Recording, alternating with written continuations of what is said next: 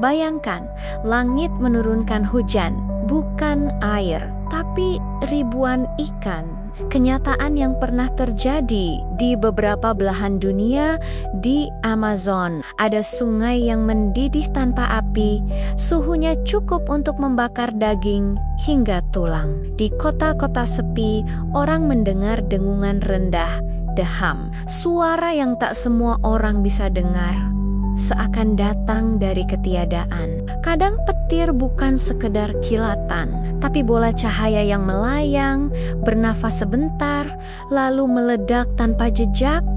Dan pernah, seekor paus ditemukan terdampar jauh di hutan. Sementara itu di Siberia, sebuah ledakan melumat 2000 km hutan, tanpa kawah, tanpa batu dari langit. Fenomena-fenomena ini nyata. Mereka adalah rahasia bumi, rahasia yang mungkin lebih baik tidak pernah kita pahami.